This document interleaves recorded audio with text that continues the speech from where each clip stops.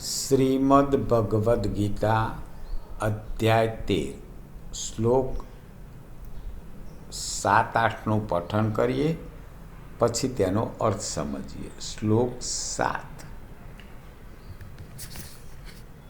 અમાનિત્વમદંભિત્વમ અહિંસા ક્ષાંતિરાર્જવમ આચાર્યોપાસનમ શૌચમ સ્થૈર્યમાત્મવિનિગ્રહ.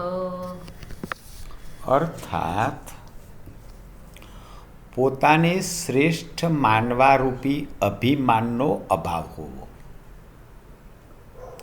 અહીં ભગવાન સારા ગુણોના લક્ષણ બતાવી રહ્યા છે કે જે વ્યક્તિને પોતાને શ્રેષ્ઠ માનવાનું અભિમાન નથી, દંભાચરણનો અભાવ હોવો, એટલે કોઈ પણ પ્રકારનું દંભનું આચરણ નથી કરતા, કોઈ પણ પ્રાણીને કોઈ પણ પ્રકારે કષ્ટ ન આપવું, કોઈને કષ્ટ નથી આપતા, અને જેનામાં ક્ષમા ભાવના, મન વાણી આદિમાં રુજુ ભાવ હોવો, નમ્ર ભાવ હોવો, શ્રદ્ધા ભક્તિ સાથે ગુરુજનોની સેવા, બાહ્ય તેમજ આંતરિક શુદ્ધિ હોવી.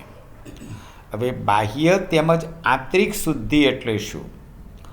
તો સચ્ચયપૂર્વકના શુદ્ધ વ્યવહારથી ધનની, એ ધનમાંથી મળેલા અન્નથી આહારની, વિવેકપૂર્વક વર્તનથી આચરણોની, જળ માટી આદિથી શરીરની થનારી શુદ્ધિઓને બાહ્ય શુદ્ધિ કહે છે. સચ્ચાઈપૂર્વકના શુદ્ધ વ્યવહારથી જે ધન પ્રાપ્ત થાય, એ ધનમાંથી જે અન્ન મળે, અન્નનો વિવેકપૂર્ણ આચરણ ઉપયોગ કરવામાં આવે, એને બાહ્ય શુદ્ધિ કહે છે. તથા રાગ, દ્વેષ અને કપટ જેવા વિકારો દૂર થતાં અંતઃકરણનું જે સ્વચ્છ થવું, એ આંતરિક શુદ્ધિ કહેવાય. આમ અંતઃકરણની સ્થિરતા હોવી, મન ઇન્દ્રિયો સહિત શરીરનો નિગ્રહ હોવો, એ શ્રેષ્ઠ માણસના લક્ષણો છે. શ્લોક 8.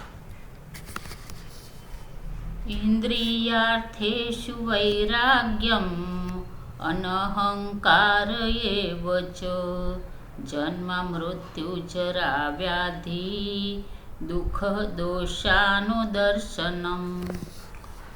અર્થાત આલોક અને પરલોકના સર્વ ભોગોમાં આસક્તિ ન હોવી, અને અહંકારનો પણ અભાવ હોવો, એટલે કોઈ પણ પ્રકારનો અહંકાર ન હોવો, જન્મ મૃત્યુ જરા અને રોગ આદિમાં, એટલે કે દરેકમાં દુઃખો અને દોષોને વારંવાર જોવા,